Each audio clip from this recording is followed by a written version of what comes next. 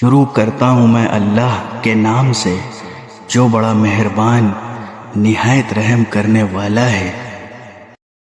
الف لام میم۔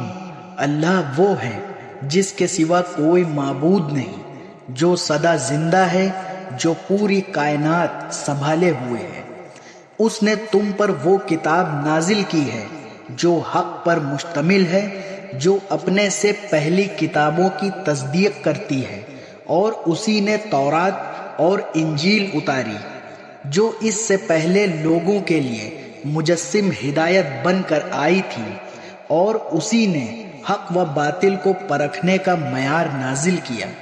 بے شک جن لوگوں نے اللہ کی آیتوں کا انکار کیا ان کے لیے سخت عذاب ہے، اور اللہ زبردست اقتدار کا مالک اور برائی کا بدلہ دینے والا ہے۔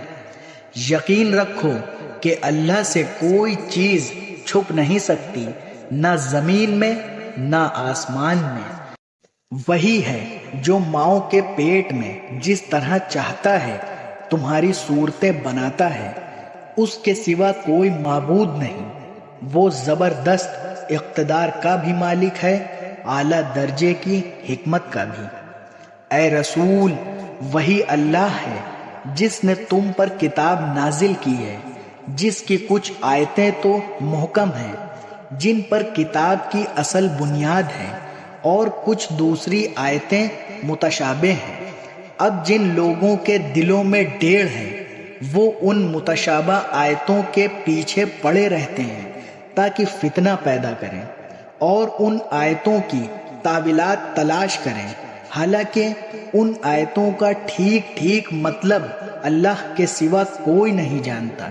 اور جن لوگوں کا علم پختہ ہے وہ یہ کہتے ہیں کہ ہم اس پر ایمان لاتے ہیں جو اللہ کو معلوم ہے۔ سب کچھ ہمارے پروردگار ہی کی طرف سے ہے، اور نصیحت وہی لوگ حاصل کرتے ہیں جو عقل والے ہیں۔ ایسے لوگ یہ دعا کرتے ہیں کہ اے ہمارے رب، تو نے ہمیں جو ہدایت عطا فرمائی ہے اس کے بعد ہمارے دلوں میں ڈیڑھ پیدا نہ ہونے دے، اور خاص اپنے پاس سے ہمیں رحمت عطا فرما۔ بے شک تیری اور صرف تیری ذات وہ ہے جو بے انتہا بخشش کی خوگر ہے۔ ہمارے پروردگار، تو تمام انسانوں کو ایک ایسے دن جمع کرنے والا ہے جس کے آنے میں کوئی شک نہیں۔ بے شک اللہ اپنے وعدے کی خلاف ورزی نہیں کرتا۔ حقیقت یہ ہے کہ جن لوگوں نے کفر اپنا لیا ہے، اللہ کے مقابلے میں ان کی دولت ان کے کچھ کام نہ آئے گی، نہ ان کی اولاد، اور وہی ہیں جو آگ کا ایندھن بن کر رہیں گے۔ ان کا حال فرعون اور ان سے پہلے کے لوگوں کے معاملے جیسا ہے۔ انہوں نے ہماری آیتوں کو جھٹلایا، چنانچہ اللہ نے ان کو ان کے گناہوں کی وجہ سے پکڑ میں لے لیا، اور اللہ کا عذاب بڑا سخت ہے۔